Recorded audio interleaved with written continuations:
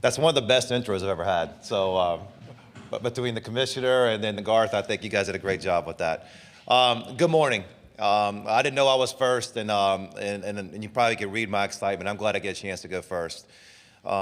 This is such a fun time of year. This is going in 13 years as a head coach, and I cherish these days and opportunities to be able to start the season and get going. I think everybody right now is full of hope. And I am the same way with this team. We had a good year one, and I know we exceeded expectations. This time a year ago, I was explaining to people what it's like to be picked last in the league, and then how we're going to handle that. And this year, the roster changes. There is new guys, there's new excitement, and everything else. But the most important part of my team right now, and you'll see them around here today, and you'll see them a lot on my team, is the 3 returning players. And Tyler Tanner, Tyler Nickel, and Devin McLaughlin. And having them back gives us a big step forward compared to where we were a year ago. And we're excited about all the challenges that come throughout the season. So with that, I'll take any questions you all have. Thank you, Coach. If you have a question, raise your hand. Lorna and Tommy will get a microphone to you. We'll start down here in the very front row. Thank you. I'm Mark Anthony Christensen, WholeHogSports.com. Just, obviously last year you guys come in and you were picked the bottom of the league and you make the tournament. I guess just what were the biggest challenges of setting that culture in year one, and what was the most gratifying part of seeing that pay off in a tournament berth, and how do you build on that going into year two? Yeah, it was tons of challenges, and I think last year all the coaches anticipated the SEC being really good. I didn't think any coach could predict it was going to be historically, the best league ever. And so for that to be my first year and to take on that challenge and take it in with a new team, we learned along the way. And I hope we do the same thing this year. And with what we did last year, there was a lot of things that I thought were positives. The biggest thing that I think that was a carryover that I'm most proud of is kind of reestablishing hope, in our fan base and our team. And there's great history in Vanderbilt basketball, and bringing people back that might not have been there. I know you guys hear about it, and really I wasn't a complete believer in Memorial Magic a year ago. After going through it past year, Memorial Magic is real, and our home court advantage was special. And so, to name the challenges, hundreds of them. But the biggest ones were just taking over a new program, and the SEC was phenomenal. I really don't think it's going to take a step back. I mean, I'm looking at the teams, the rosters, the coaches, and everything else. I don't know if it's going to be the best all time, but it's not going to take a step back. Coach, we'll go over to our left-hand front row. Seems like a little bit of a different roster makeup this year. Does that give you flexibility in how to play a little bit? Do you get to play a little bit differently in some ways that you weren't able to last year? Yeah, the roster was all completely new last year. And this year, we knew we were bringing back a core group of guys, but looking at the league, and you kind of saw some things that were weaknesses of ours, we had to get bigger. And, you can play a certain style, you can do certain things. But I thought sometimes in the second half we wore down because we just weren't as big as some teams. And I thought, some things got to us. So we changed our roster now. You look at our size, you look at our length. We'll play bigger, not just at like the center position. We'll also play bigger at the guard spots and then the other forward positions. So I just thought, we got to make sure that we're not trying to be like everybody else, but there's something we couldn't overcome last year. So you'll see a big size, improvement from length and everything else with our team. Okay, we'll go back up front again on the left-hand side. A lot made of Tyler Tanner heading into year two. Just where is he better, and how much more of a factor could he be down the stretch of year two than year one? Yeah, a unique stat, and I'm a stat nerd. And if you look at our games last year, under 4 minutes and 10 points or less, Tyler Tanner led us in minutes. And that was a team with fifth-year guards. He was the only freshman who played. And it's actually pretty significant. He played more minutes than anybody else. And so what I can say about that shows I trust him last year.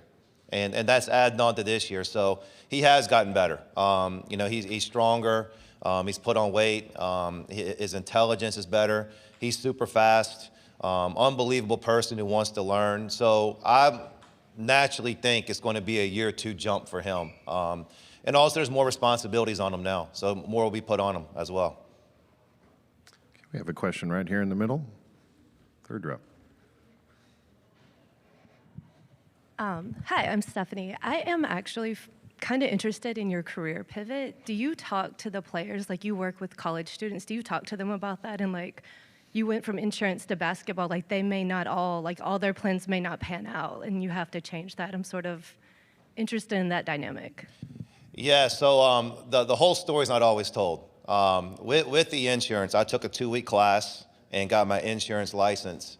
And my first day on the job, I quit before lunch. So I don't have a long-term history of selling insurance. It's probably about an hour and a half. But along with your point, though, I feel like I'm a teacher. I did think I wanted to be a college professor, and I'm a huge believer in education. And one of the big things that we are talking to our players about now, we're in an NIL world where everybody's money now. And we just feel like at Vanderbilt, you're going to have a chance to play in the NBA. The SEC has the most NBA players, and we got 15, 20 scouts at every one of our games.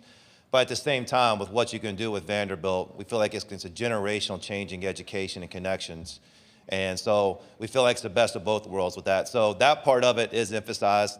I don't tell a lot of stories about selling insurance. Go back over here on the left-hand side, second row. Elena Morris, Vandy 24/7. You mentioned the NIL. Could you just talk about maybe where you feel like that fits in the new rev sharing structure? Complicated. And I'm not trying to dodge the question. This is extremely complicated. And the reason I think it's complicated, it's ever changing. I thought we might get to a certain spot to where revenue sharing's in place and now we know what we're going to deal with and what's going to be the case. And we don't. I mean, things are still changing. When you're going through such big changes in college athletics, there's going to be some things you got to work through, some awkward times, some rough times. And, we are going through that and we don't have a system yet. But the things that you're talking about, revenue sharing is kind of the base that's going to make a team up right now in college sports. And then, the extra part of it's going to be the NIL off the court. And so it's something I think we're working through as well as the other programs too. I don't think anybody has it figured out right now. And if they do, please call me and call Vanderbilt. We'll stay on that left side, front row again. I guess along those lines, just how challenging was the introduction of rev sharing for you guys, and kind of how have you had to adapt to it, and maybe having to figure out how you allocate your funds differently? Yeah, I think the biggest adjustment is going to be next year. A lot of teams right now are kind of dealing with the old rules that are happening 2 years ago. And I think you'll see a significant, pivot with teams and how things are allocated in the next year's teams and roster makeup. So we are actually have to think about that now. I mean, we've, in high school recruiting, thinking about that now, roster retention, thinking about that now. And then we know when we get to the spring, the transfer is what's going to take place. So you got to plan ahead. But I think you'll see the changes next year. Okay, we'll stay over here on the left-hand side, second row.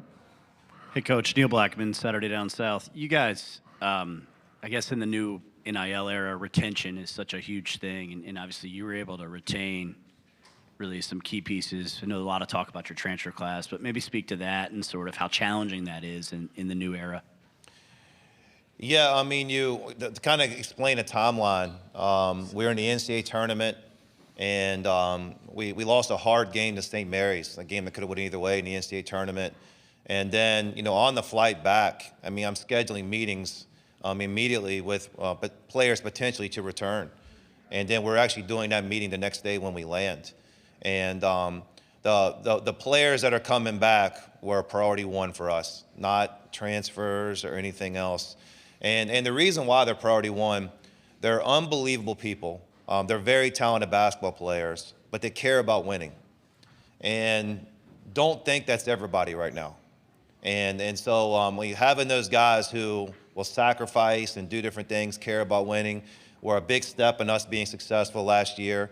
That was the most important thing we did in the spring, and that's why we did that immediately after the NCAA tournament, is trying to get that set up. Okay, we'll take one final question on our left, front row. I know you can't say names, but you feel like you're getting more yeses in high school recruiting nowadays from top guys. Is it easier with proof of concept now that you've made the tournament and you've had a successful year with your system at this level? Yeah, I mean, I talked about trying to get, belief kind of back in our program, with the fan base, but also it is with, high school coaches, AAU coaches, and getting them to understand, we could be successful. I'm going to tell you one of the biggest things in recruiting right now is just the strength of the SEC.